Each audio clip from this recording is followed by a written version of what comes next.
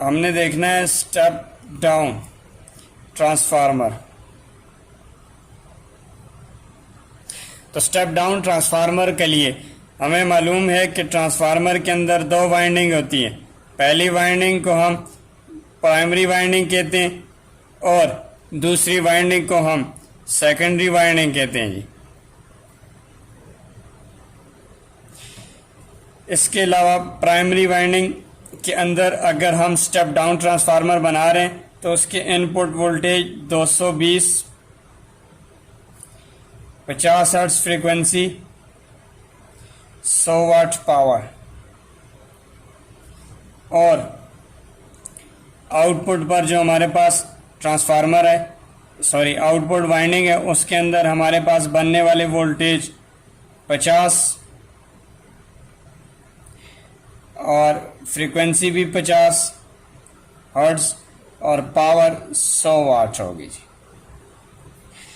अगर किसी एक ऐसा ट्रांसफार्मर, बाकी डिस्क्रिप्शन एज इट इज उसूल कवानीन की स्टेप अप ट्रांसफार्मर वाली ही है, वीडियो के पिछले हिस्से में वो डिस्क्राइब हो चुका है। अभी हम सिंपल ये देखते हैं कि ऐसा ट्रांसफार्मर जिसकी इनपुट वोल्टेज आउटपुट की निस्बत ज़्यादा हो, एक ऐसा ट्रांसफार्मर जिसकी इनपुट के वोल्टेज आउटपुट की निस्बत ज़्यादा हो, पावर शिफ्टिंग का काम करे और बगैर फ्रीक्वेंसी तब्दील किए करे, उस ट्रांसफार्मर को हम स्टेप डाउन ट्रांसफार्मर कहते हैं जी।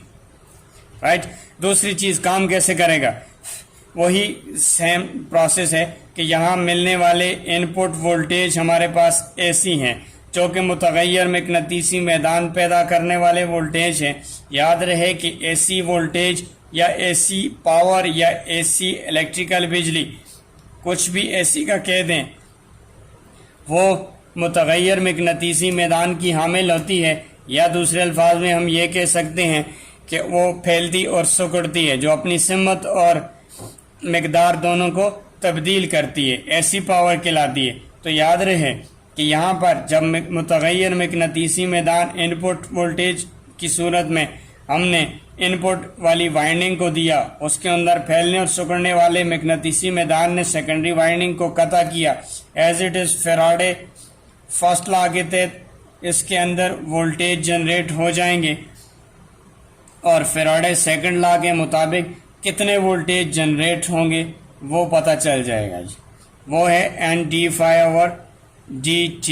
That's one is a second law of the Faraday law of EMI, और पहले लॉ के मुताबिक वोल्टेज का जनरेशन है कि वोल्टेज कैसे जनरेट होते हैं जी। तो ये था हमारे पास स्टेप डाउन ट्रांसफार्मर। अभी हमने पढ़ना है 1-to-1 या ऑटो ट्रांसफार्मर। ऑटो ट्रांसफार्मर के अंदर सेकेंडरी वाइंडिंग नहीं होती है जी।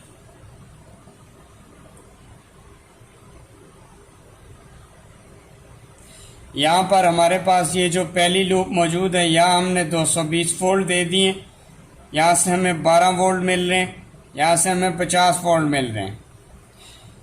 1-to-1 ट्रांसफार्मर के अंदर क्या होता है, सिंपल हम ऐसा करते हैं कि इनपुट पावर के लिए हम वाइंडिंग बनाते हैं, उसको हम इनपुट पावर दे देते हैं और उसी वाइंडिंग के साथ लूपिंग करके आगे हम मज़ीद वाइंडिंग की लूपें निकालते रहते हैं, जिससे ये होता है कि हमारे पास पहली लूप के और दूसरी लूप के बराबर हमें जो वोल्टेज मिल रहे हैं वो है 12 वोल्ट। उसके अलावा इस पोर्शन के दरमियान हमें 50 वोल्ट मिल रहे हैं। अगर इस वक्त हम वोल्टेज चेक करें यहाँ पर और इधर, इन दो लूपों के दरमियान, तो आने वाले वोल्टेज 220 वोल्ट होंगे। और अगर हम यहाँ के बजाय लूप को तब्दील कर दें, हम यहाँ के बजाय इसको यहाँ पे टेस्ट करना शुरू कर दें, इस जगह पर तीसरी लूप के साथ, तो हमारे आने वाले जो वोल्टेज होंगे वो याद रहे 220 नहीं होंगे, ये 12 वोल्ट इसके साथ प्लस हो जाएंगे। तो जब 220 के साथ 12 वोल्ट प्लस होंगे तो 232 वोल्ट आ जाएंगे। एक और चीज़, अगर हम ये फाइनल के साथ चेक करते हैं तो ये आने वाले वोल्टेज 232 नहीं होंगे, याद रहे कि ये 232 के साथ जमा हो जाएंगे। 232 पहले थे, अब इसमें 50 वोल्ट मजीद ऐड हो जाएंगे तो 282 वोल्ट हमारे पास आउटपुट आएगी। ये एक ऐसा ट्रांसफार्मर होता है कि जो हमारी मर्जी के मुताबिक इनपुट वोल्टेज को देने के बाद आउटपुट वोल्टेज को कम भी कर सकता है, ज्यादा भी कर सकता है। यानी स्टेप अप और स्टेप डाउन दोनों ट्रांसफार्मर की खुसूसियात रखने वाला ये ट्रांसफार्मर ऑटो ट्रांसफार्मर या 1-to-1 ट्रांसफार्मर कहलाता है जी। तो याद रहे 1-to-1 ट्रांसफार्मर के अंदर इनपुट वोल्टेज कांस्टेंट होते हैं और आउटपुट वोल्टेज अप भी हो सकते हैं, कम भी हो सकते हैं। अगर हमने कम करने तो ये बीच वाली लूप को ले लेंगे हम, यहाँ पे इस लूप के साथ हम चेक करें तो हो सकता है ये वोल्टेज हमारे 200, तो हमें यहाँ से 200 वोल्ट भी मिल सकते हैं, 222 वोल्ट भी मिल सकते हैं, 220 वोल्ट भी मिल सकते हैं, 232 वोल्ट भी मिल सकते हैं, 282 वोल्ट भी मिल सकते हैं। 282 भी है और 232 भी है।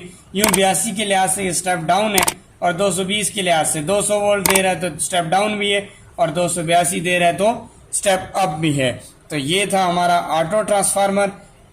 इससे पहले हमने स्टेप डाउन ट्रांसफार्मर पढ़ा, उससे पहले हमने स्टेप अप ट्रांसफार्मर पढ़ा है। तो अगली वीडियो के दूसरे पार्ट में हम इसकी कंस्ट्रक्शन के लिहाज से ट्रांसफार्मर की किस्में पढ़ेंगे, उनके काम करने का तरीका पढ़ेंगे और उन्हें जो नाम दिया जा रहा है वो किस बेस पे दिया जाता है उस चीज़ को हम पढ़ेंगे। ये था जी आज का हमारा लेक्चर। आई होप आपको ये वीडियो पसंद आई होगी।